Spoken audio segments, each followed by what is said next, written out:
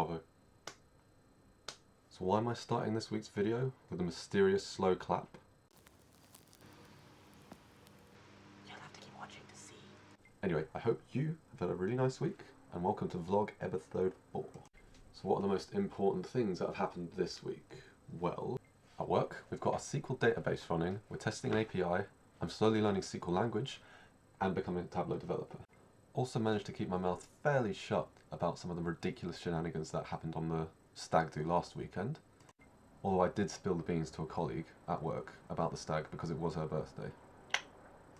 Yesterday I also completed my introductory Java course at City London University, and most importantly, our game now has a turn-based movement system. So at present, 2 players are going to be using the same keyboard then. So the blue square represents player 1, that's WASD for movement, and the red square represents player 2, who is controlled by the arrow keys. If I go ahead and run this, you've got the flies moving around a little bit. Yep, collision detection, points are being scored and all that. If I go ahead and press up on the arrow key, should move player 1. And now you notice that if I press any other of these buttons, player 1 doesn't move. That's because there is a command and functions in the script basically waiting for player 2 to have an input. So that's controlled by WASD. If I go ahead and press A, for example, should move to the left. Awesome. Got one of the points as well there. These keys can't be used now until player 1 moves.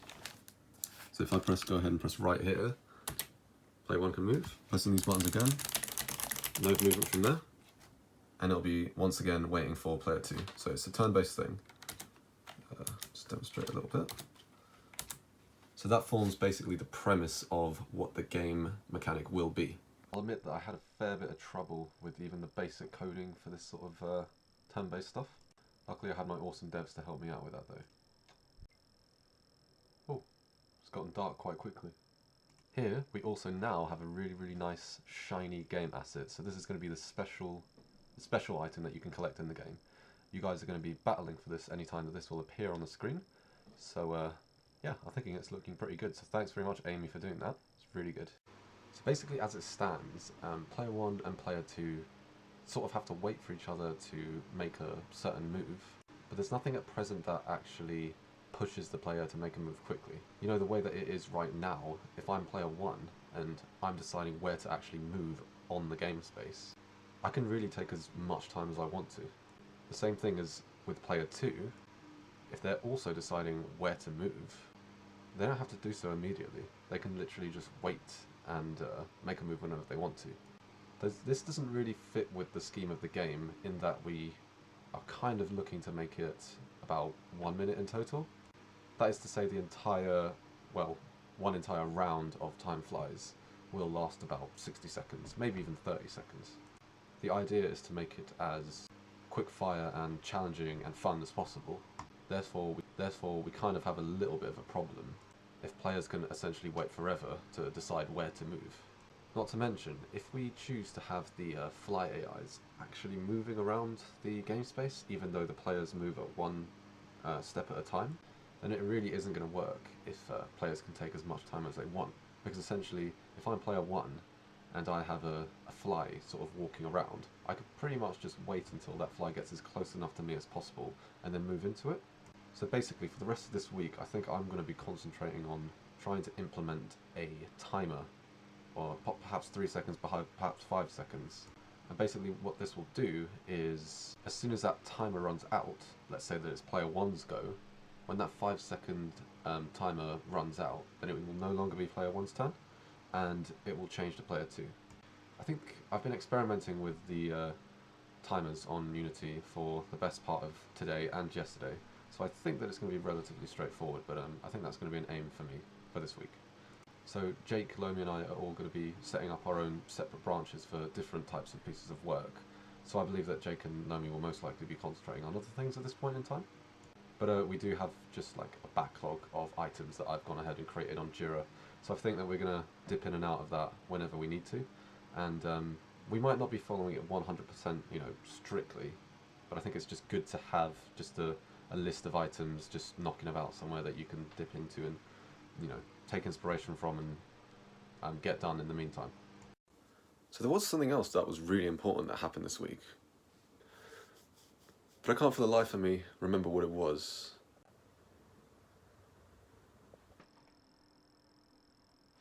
Oh yeah.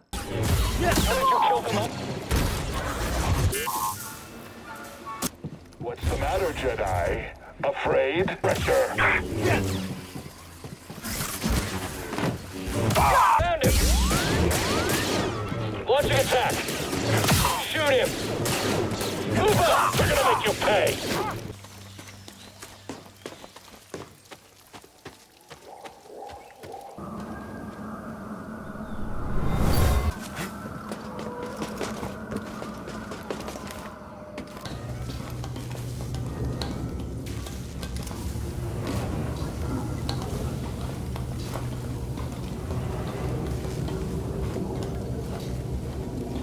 This will be...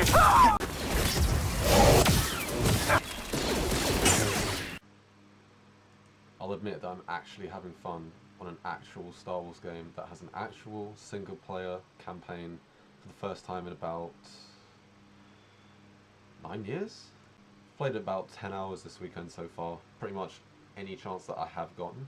I have to say so far graphics are amazing, gameplay feels really unique for a Star Wars game as well, lightsaber feels brilliant, and also it's an actual EA game, which is pretty incredible considering the fact that the last two were good games, they just completely fell short of all expectations that were surrounding them.